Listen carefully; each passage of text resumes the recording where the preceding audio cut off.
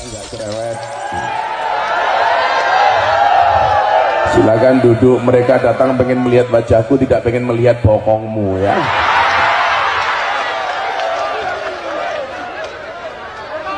Di saat rame-ramenya virus corona, saya harus berangkat karena saya ada janji pengajian di Taiwan dan di Hong Kong.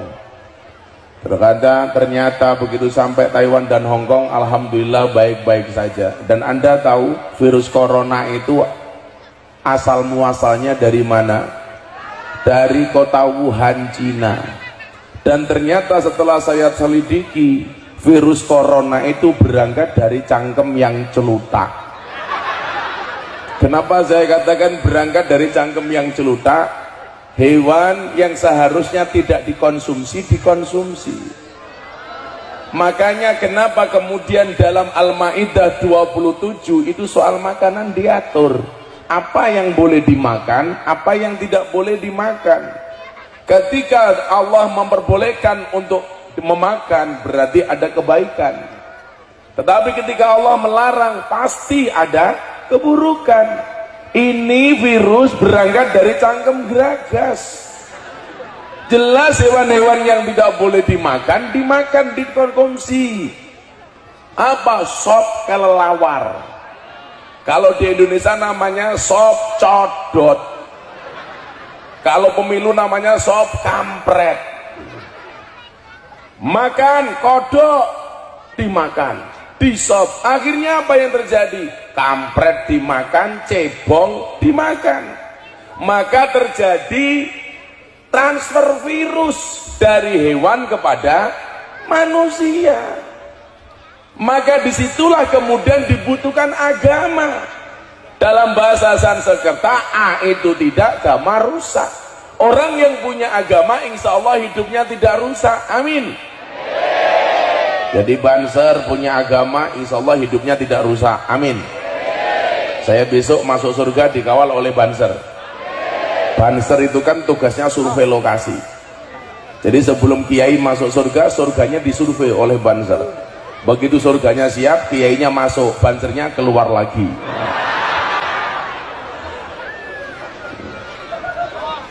Anda jadi pejabat punya agama, insya Allah tidak akan rusak. Tapi kalau Anda jadi pejabat gak punya agama, rusak.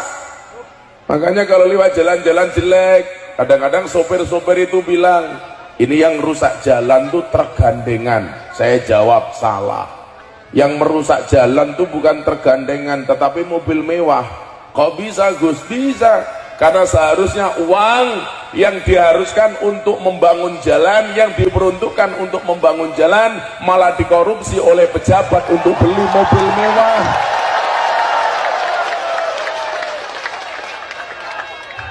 Betul? Maka itulah bedanya Ketapang dengan Jakarta.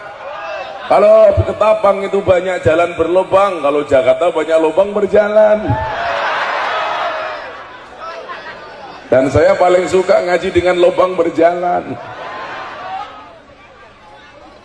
Kita doakan pejabat kita selamat, amin. Mudah-mudahan besok suamimu kiai, rambutnya gondrong. Makanya besok kalau kamu punya cari imam yang tahu agama. Kalau ada cowok gak ngerti agama, gak mau kenal dengan Allah, mendekati kamu, kamu tolak. Bagaimana? Allah saja ditinggalkan, apalagi kamu. Kan jelas. Kalau cari suami, saya bilang Banser prioritaskanlah. Kenapa Banser? Jelas kiai saja dijaga, apalagi hatimu lah. Kan kelihatan wajah-wajah Banser jomblo ini. Kasihan amat. Berakit-rakit ke hulu, berenang-renang ke tepian. Mantanmu sudah ke penghulu, kok kamu masih sendirian?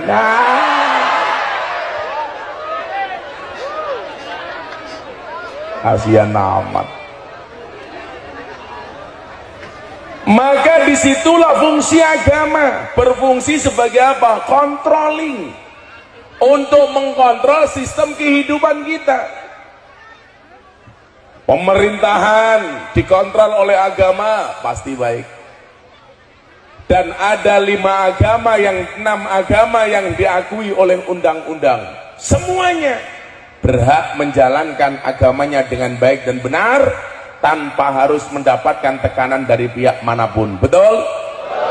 Makanya ketika rame di media sosial hari ini perusakan musola dan masjid di Minahasa, saya sampaikan, saya nggak setuju orang rusak masjid.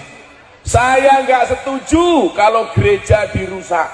Saya nggak setuju kalau tempat-tempat ibadah lainnya dirusak, termasuk pura, apapun itu. Kenapa? Karena semua agama yang diakui oleh undang-undang dijamin oleh pemerintah untuk melaksanakan perintah ajaran agamanya tanpa mendapatkan tekanan dari pihak manapun. Betul? Sekarang kan lagi rame di Minahasa itu, ada masjid dirusak oleh oknum-oknum beragama lain. Alasannya tempat tersebut 90% orang non muslim. Di Jawa banyak orang yang di tempat itu muslim tapi ada gereja, nggak ada masalah. Kenapa? Karena sudah diakui oleh undang-undang. Maka fungsi agama itu untuk kontrol. Supaya apa? Kita tidak kebablasan. Makanya kenapa saya masuk ke tempat-tempat hiburan malam, ke lokalisasi, ke kafe, ke diskotik. Jelas itu adalah pengajian paling menyenangkan sedunia. Kenapa? Ngajinya berpahala, matanya bervitamin. Saya ngaji wayu-wayu. Beda ning kono tuwa-tuwa. Kenapa? Karena pada dasarnya mereka juga butuh agama. Mereka juga butuh Allah. Makanya begitu saya ngaji di kafe kemudian menjadi rame, orang mengatakan itu nggak pantas pengajian di tempat-tempat maksiat. Saya jawab, lebih baik tempat maksiat untuk pengajian daripada tempat pengajian untuk maksiat. Apakah ada tempat pengajian untuk maksiat? Banyak. Kejadian pengajian saya yang dihadiri puluhan ribu orang, banyak yang kehilangan dompet dan HP. Copet itu goblok. Gobloknya copet di mana? Yang dicopet kok cuman dompetnya. Ketahuan digebuki kepalanya. Saya ini juga copet di diskotik, di dunia malam, di tempat lokalisasi. Tapi yang saya copet bukan dompetnya, hatinya. Kalau hatinya sudah kecopet, jangankan dompet-dompet lainnya pun pasti diberikannya. Wah, iya. Sok tabeh, los rarewel. Sing dicopet kok dompete, goblok. Atine. Itulah kemudian kenapa Deddy Corbuzier tuh akhirnya mau masuk Islam. Saya copet akal dan hatinya. Ini kan manusia super cerdas, lulusan S3, gelarnya PhD, filosofi doktor. Saking cerdasnya Deddy Corbuzier, rambut pun tidak berani tumbuh di kepalanya. Makanya dia paling marah kalau ditawari bintang iklan sampo. Susah apa yang mau disampaikan. Kalau saya kemarin ditawari jadi bintang iklan kopi, gara-gara saya kalau pengajian sering ngopi, tapi saya tolak karena iklan kopi semuanya bohong. Kopi kapal api, dibuka kopinya nggak ada kapalnya, kan bohong Pak. Kopi susu, dibuka kopinya nggak ada susunya. Iklan itu yang jujur cuma satu, sarung gajah duduk, dibuka sarungnya ada belalainya lah.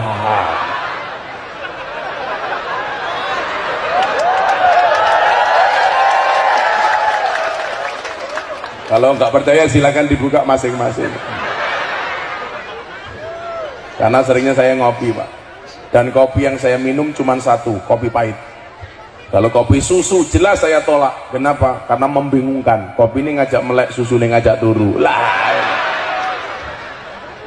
Makanya kalau dikasih kopi susu biasanya saya siasati. Kopi ini tak ombe, susu ini tak cekeli kayak gini. Kopi susu.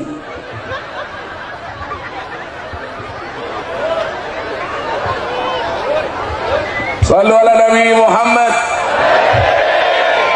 Mereka juga butuh agama sama dengan kita.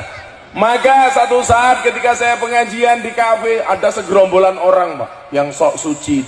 Pengajian kita dibubarkan. Membubarkannya pun pakai teriakan takbir Allahu Akbar. Jadi Allahu Akbar untuk membubarkan pengajian saya di kafe. Kejadiannya sesaat sebelum saya datang. Begitu mbak-mbaknya sudah ngumpul, mereka siap-siap mau pengajian, tahu-tahu gerombolan ini datang. Kafenya diserang, botol dibanting dan lain sebagainya, sehingga mbak-mbak ini trauma untuk datang pengajian. Waktu itu saya jawab, kalimat takbir yang suci digunakan untuk membubarkan pengajian. Hebatnya di mana? Kalau dulu zaman Mbah Hasyim Asy'ari ketika resolusi jihad Allahu Akbar, santri semangat untuk membunuh penjajah. Sekarang kalimat takbir banyak disalahkan.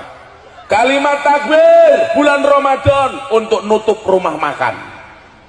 Tutup rumah makannya Allahu Akbar. Ada pengajian di kafe dibubarkan pakai kalimat takbir. Aneh, kalimat suci untuk pembubaran pengajian. Pengajian saya di Cianjur, Jawa Barat dihadiri 15.000 orang, dibubarkan dengan kalimat takbir. Takbir Allahu Akbar. Langsung saya jawab, Sami Allahu liman hamidah. Supirku melu jawab, Rabbana walakal hamd. Malah kaya wong salat.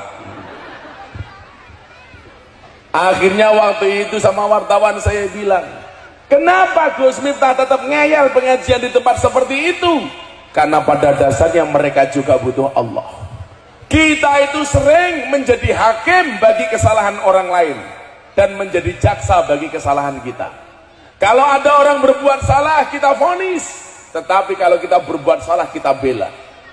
Hakim bagi kesalahan orang lain dan jaksa bagi kesalahan kita sendiri. Maka saya sampaikan, apakah mereka tidak butuh Allah? Butuh. Makanya kenapa saya sering ngopeni anak-anak pemabuk, lokalisasi, mbak-mbak PSK, WTS, lonte, begenggek, telembok.